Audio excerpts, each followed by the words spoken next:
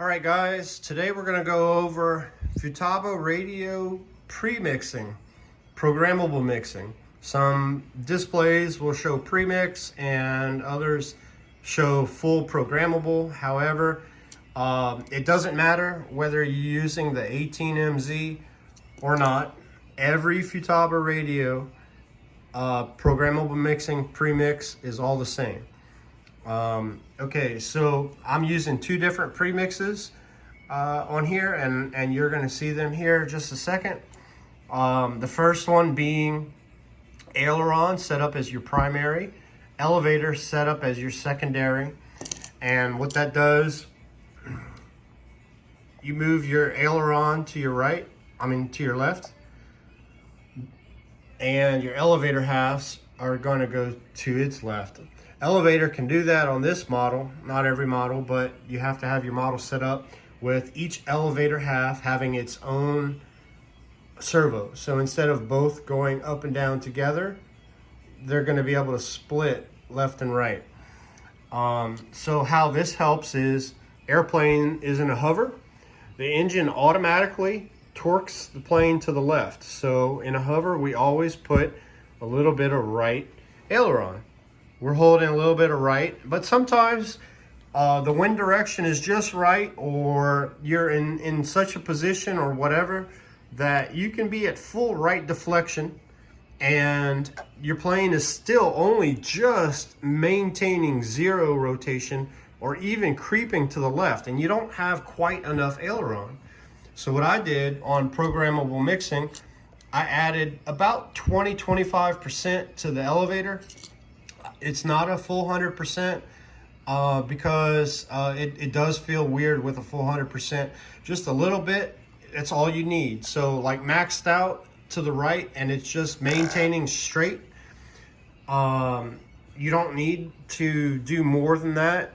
Just on just the 20%, it'll still bring the plane back to the right. So that's that one. The second one is going to be elevator as the primary and aileron as the secondary. What that does, when you pull full back, both ailerons also act like an elevator. Now this is a 1-to-1 ratio, so 100%. So when you get 100% elevator, you're getting 100% ailerons. Both ailerons go up 100%. Now if you hit your aileron while both of them go up, one will drop and then or the other will drop. So you still have aileron function, but you still have mixing.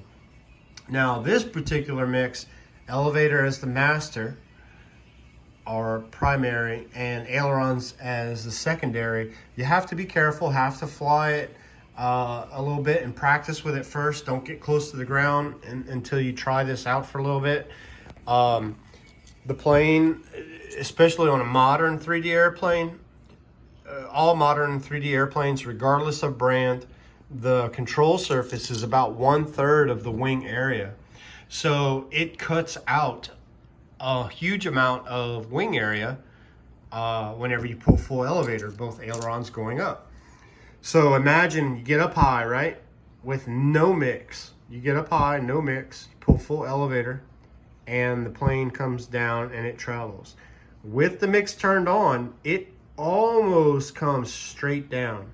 With any headwind at all, the plane literally comes straight down. It's super cool maneuver to see. It blows people's mind. Nobody knows how you do that or whatever. It's a lot of fun. It's really cool doing square loops. You literally can be flying along with the mix turned on, flying along, pull full elevator, and the plane, you thought that the tail dropped before with no mix? Wait till you try with this mix. The plane, it just pancakes and keeps moving, and then it goes up, and you pull full up while you're going up. You pull full up, and it just goes up, pancaked going up, and the same thing going this way. It pancakes going over. So it makes your square loops look very square. However, this is the tricky part I was telling you about practice with first, okay? So when you're coming down towards the ground, and you pull full back, it's not like a normal elevator. It'll literally pancake at a high speed straight to the ground, and it doesn't matter how powerful your engine is, it's not coming out of it. So you have to pull full back, and then after it gets flat, let off the elevator, and then it'll go across. It takes a little bit of practice, but when you do it right, it's a lot of fun flying this mix. And it works the same way with opposite. So if you do an outside loop, negative loop, you push negative, both ailerons go down the same as both elevators going down. So anyway, you go to your model menu. You can get to it here or here. You go to programmable mixing.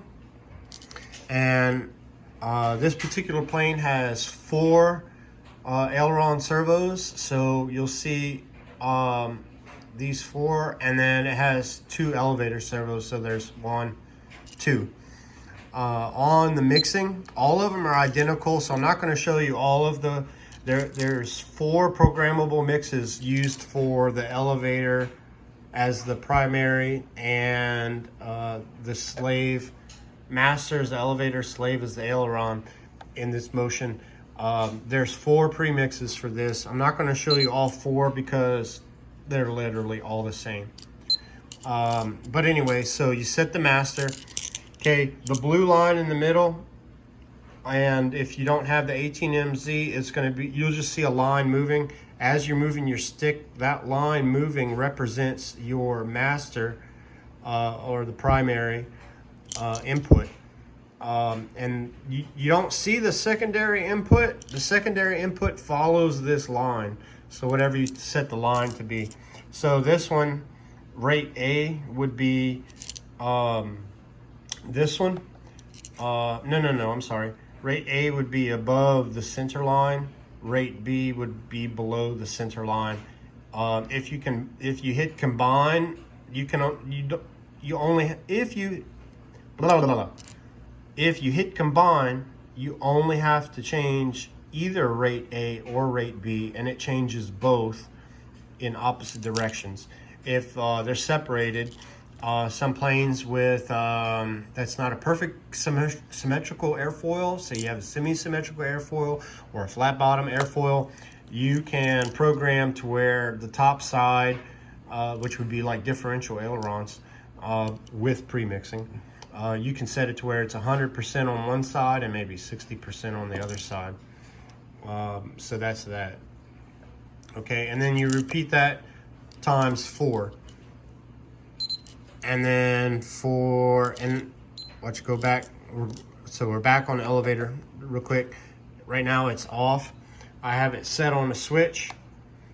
So that would be on and then off. So normal mode for me, it's off.